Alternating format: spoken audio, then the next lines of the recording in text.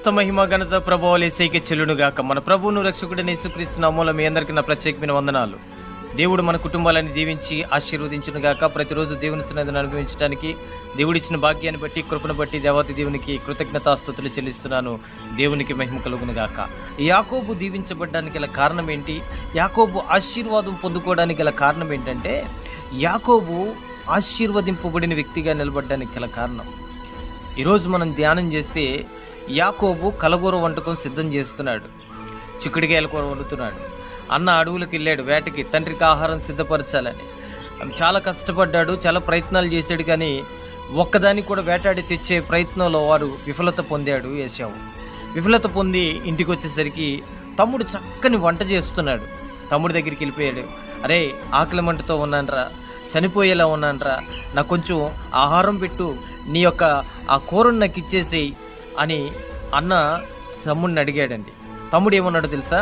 నేను ఇస్తాను, కానీ ఒక నిబంధన చేసుకుందాం, నీ జ్యేష్ఠత్వ హక్కు నాకు ఇచ్చేసేయి, ఇదిగో ఈ చిక్కుడుగాయ కూర కలగూర వండుకొని నీకు ఇచ్చేస్తానని తమ్ముడు అన్న దగ్గర ప్రమాణం తీసుకున్నాడు.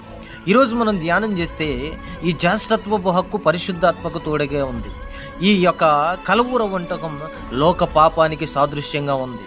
ఎప్పుడైతే జ్యేష్ఠత్వపు హక్కు కోరుకొని యాకోబు ఆశీర్వాదం కోసం ప్రయత్నం చేశాడో, ఆ ప్రయత్నం కలిగిన ఆ కృపతోడే ఉండి యాకోబును గొప్పగా ఆశీర్వదించాడు దేవుడు. హల్లెలూయా. ఎప్పుడైతే పరిశుద్ధాత్మను కలిగిన ఆ జ్యేష్ఠత్వ హక్కును ఎప్పుడైతే ఏశావు విడిచిపెట్టాడో, పాపాన్ని ఎప్పుడైతే కోరుకున్నాడో భ్రష్టత్వానికి లోనయ్యాడండి. హల్లెలూయా. దేవుడు ఆశీర్వాదం కోసం మనం పరుగులెట్టాలి. దేవుని యొక్క దీవెనల కోసం మనం పరిగెట్టాలి. ఈ చిక్కుడుగాయల కూర కలగూర వంటకం లోకానికి పాపానికి సాదృశ్యంగా కనపడితే, జ్యేష్ఠత్వపు హక్కు పరిశుద్ధాత్మకు తోడుగా ఉన్నాడు. పరిశుద్ధాత్మకు గుర్తయింది, కృపకు గుర్తయింది, ఆత్మీయ ఆశీర్వాదానికి గుర్తయింది. యాకోబు అంటున్నాడు కదా, నాకు కలగూర వంటకం వద్దురా బాబు, నాకు జ్యేష్ఠత్వ హక్కుకే కావాలి. ఈయనేమంటున్నాడంటే, నాకు జ్యేష్ఠత్వ హక్కు వద్దురా బాబు, నాకు ఆ పాపమే కావాలి, ఆ వంటకమే కావాలి, ఆ లోకమే కావాలి, ఆ లోకములో ఉండే ఆశలేనా కావాలి అని చాలామంది పరుగులు ఎడుతున్నారేమో ఈరోజు. జ్యేష్ఠత్వపు హక్కు అంటే దేవుడిచ్చే ఆశీర్వాదం అండి. జ్యేష్ఠత్వపు హక్కు అంటే దేవుడిచ్చే దీవెనండి. జ్యేష్ఠత్వపు హక్కు అంటే దేవుడిచ్చే ఆత్మీయ ఎలుగుదలండి.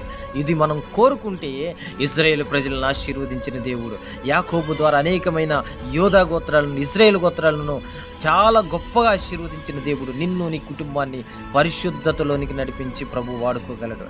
నువ్వు జ్యేష్ఠత్వపు హక్కుని ఆశీర్వాదంతో నువ్వు నింపబడగలిగితే, పాపాన్ని, లోకాన్ని విడిచిపెట్టి నువ్వు దేవుని కొరకు నిలబడగలిగితే దేవుడు గొప్పగా నిన్ను ఆశీర్వదిస్తాడు. ఏశావు కోరుకున్నాడు, ఆశీర్వాదం ఉంది, పరిశుద్ధత ఉంది,